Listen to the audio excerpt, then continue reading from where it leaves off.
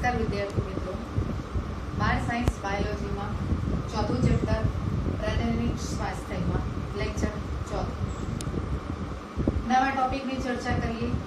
વસ્તી વધારો અને જન્મદર નિયંત્રણની આપણે ચર્ચા કરીશું. તો મુખ્યત્વે વસ્તી વધારો એમ કહે છે કે લોકોની જીવન જીવવાની જે શૈલી છે, પદ્ધતિ છે, એ પદ્ધતિમાં છેલ્લા એક સદીથી જુદા જુદા ક્ષેત્રોમાં સુધારા વધારા થયેલા છે.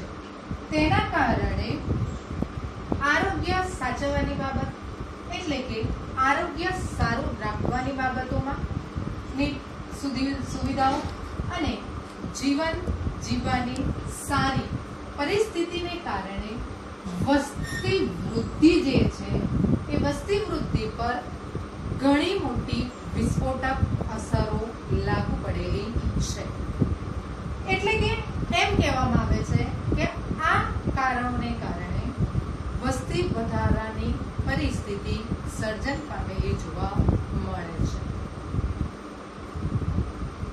ત્યારે વિશ્વની વસ્તીની ગણતરી જે થયેલી છે એ મુજબ વાત કરીએ તો ઈસવીસન 1900ની સાલની અંદર મુખ્યત્વે ઈસવીસન 1900ની સાલની અંદર વસ્તી જે વિશ્વની વસ્તીની ગણતરી હતી એ 2 બિલિયન જેટલી હતી. એટલે કે 2000 મિલિયન જેટલી વિશ્વની ગણતરી વસ્તીની ગણતરી થયેલી હતી. એ જ આખા વિશ્વની વસ્તીની ગણતરી ઈસવીસન 2000ની સાલમાં જ્યારે ગણવામાં આવી ત્યારે 6 બિલિયન જેટલી નોંધાયેલી છે. એટલે કે 2000ની સાલની અંદર 6 બિલિયનની વસ્તી ગણતરી થયેલી છે. ત્યારે એમ કહે છે કે આ તો આખા વિશ્વની વસ્તીની વાત કરી આપણે, પણ ભારત દેશમાં પણ આ જ રીતે નોંધનીય બાબતની અંદર વસ્તી વધારો જોવા મળેલો છે.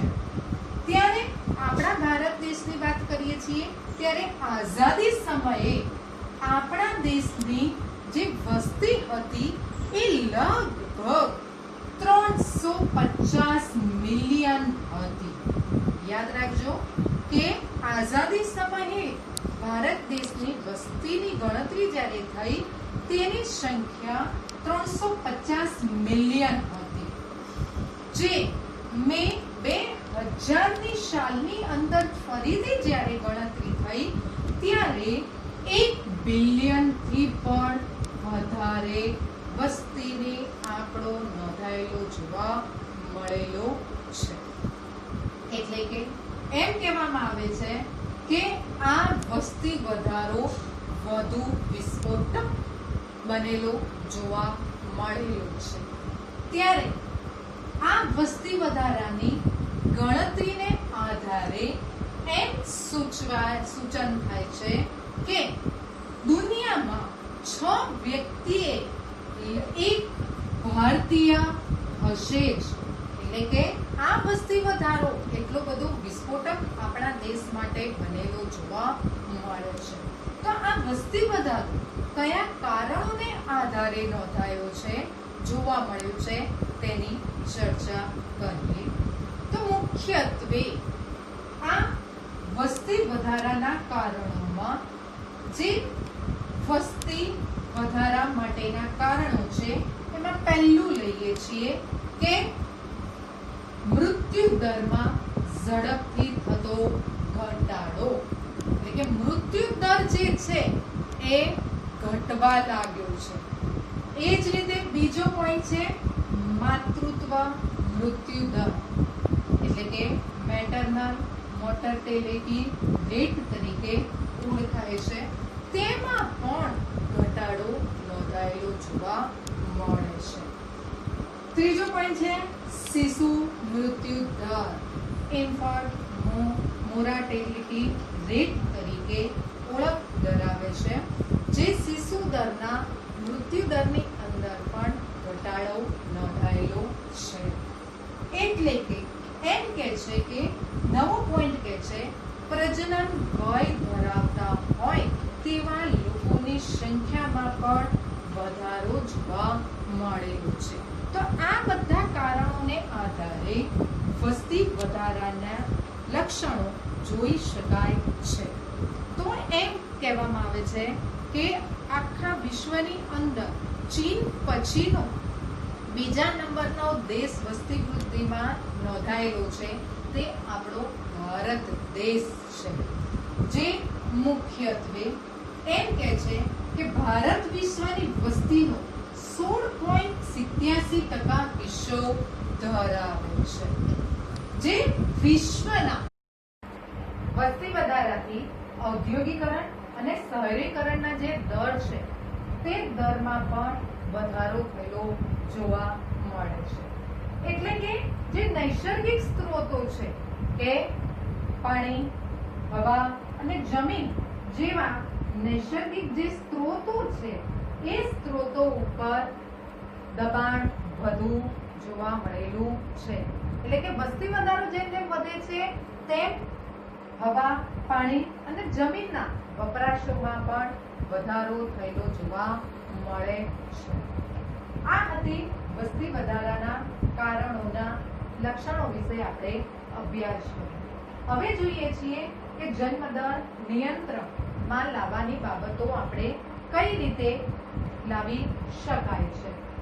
તો મુખ્યત્વે એમ કહે છે કે RCH કે બાળ સ્વાસ્થ્ય કાર્યક્રમો દ્વારા વસ્તી વૃદ્ધિ દરને આપણે નીચો લાવી શક્યા છીએ.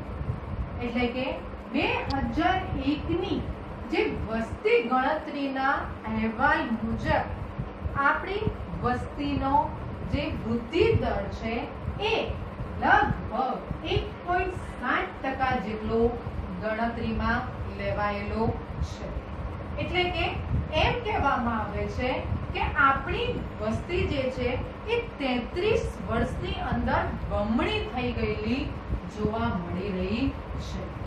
તો મુખ્યત્વે આવા ભયજનક વસ્તી વધારાને કારણે જે આપણી પ્રાથમિક જરૂરિયાતો છે, જે પ્રાથમિક જરૂરિયાતોમાં આપણે કહી શકીએ છીએ ખોરાક છે, કપડાં છે અને આશ્રય સ્થાનો છે, એ પૂરા પાડવા મુશ્કેલ બની જતા હોય છે. આવા વસ્તી વધારો દર્શાવતા હોય તેવા વિસ્તારોની અંદર નોંધપાત્ર કરી શકાય એવી પ્રગતિ જોઈ શકાતી હોતી નથી. એટલે કે વસ્તી વધારો જે વિસ્તારમાં વધારે જોવા મળે છે એ વિસ્તારમાં કોઈ પણ જાતની પ્રગતિ થતી હોવા છતાં પણ જોઈ શકાતી કે નોંધી શકાતી હોતી નથી. જેથી સરકારે વસ્તી વૃદ્ધિ દરને અટકાવવા માટેના પગલાઓ લેવા જરૂરી બની જતા હોય છે.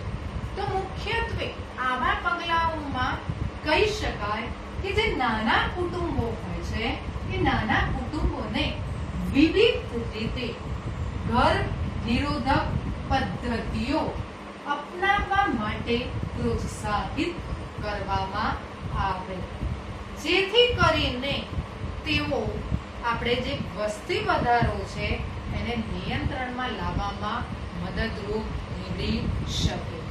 આપણે ઘણી બધી જાહેર ખબરો, સમાચાર પત્રો અને બીજા પ્રસારણ માધ્યમો દ્વારા આપણે કેટલા પણ એવા સૂત્રો કે એવા ઘણી બધી બાબતો આપણે જોયેલી છે કે જેમાં સુખી દંપતી જે હોય છે એ નિર્દેશ કરે છે કે હમ દો હમારે દો એવા સૂત્રને સાર્થક કરી શકાય તેવા પ્રસારિત માધ્યમો દર્શાવવા જોઈએ, જેથી કરીને આપણે વસ્તી વૃદ્ધિ દરને નિયંત્રણમાં લાવી શકીએ.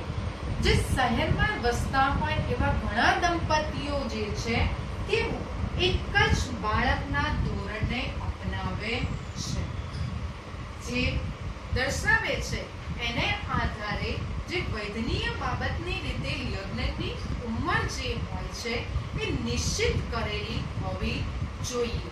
જેમ કે એમ કહી શકાય કે સ્ત્રીઓની જે લગ્ન કરવાની ઉંમર હોય એ મિનિમમ કહી શકીએ તો 18 વર્ષની હોવી જરૂરી હોય. એ જ રીતે પુરુષની જે વય મર્યાદા હોય એ 21 વર્ષની નિશ્ચિત કરેલી હોવી જોઈએ, જેથી કરીને દંપતીઓ જે છે એ આ દંપતીઓને નાના કુટુંબ માટે પ્રોત્સાહન આપી શકાતા હોય છે અને વસ્તી વૃદ્ધિ દર જે છે એ સમસ્યાનું બનેલું છે. એ સમસ્યાનું આપણે નિવારણ લાવી શકાય છે. મોટા ભાગના જે દંપતીઓ હોય છે તે ગર્ભ નિરોધક પદ્ધતિઓ દ્વારા જે બિનજરૂરી ગર્ભ ધારણ છે એને અટકાવી શકે છે. એટલે કે એમ કહી શકીએ કે વિવિધ પ્રકારના ગર્ભ નિરોધક પદ્ધતિઓનો ઉપયોગ કરીને બિનજરૂરી ગર્ભધારણને અટકાવે છે. આ ગર્ભ નિરોધક જે પદ્ધતિઓ હોય છે એ પદ્ધતિઓ કેવી હોવી જોઈએ તો મુખ્યત્વે એમ કે છે આદર્શ ગર્ભ નિરોધક જે છે એ મૈત્રીપૂર્ણ વપરાશ કરતા હોવી જોઈએ, સરળતાથી પ્રાપ્ય થઈ શકે તેવી હોવી જોઈએ, વધુ અસરકારક હોવી જોઈએ અને ઓછી આડઅસર ધરાવતી હોવી જોઈએ. જે ઉપયોગ કરતા હોય છે તેમના માટે જાતીય ક્રિયાઓ દરમિયાન તેમની ઈચ્છાઓ અને લૈંગિક કાર્ય જે હોય છે તેમાં દખલ થતી ન હોવી જોઈએ તેવા હોવા જોઈએ. આવા મુખ્યત્વે ગર્ભ નિરોધક જે સાધનો છે તેનો ઉપયોગ કરીને પણ આપણે વસ્તી નિયંત્રણની પ્રક્રિયામાં મદદરૂપ થઈ શકીએ છીએ. આગલા વિડીયોમાં આપણે આ ગર્ભ નિરોધક પદ્ધતિઓ કઈ છે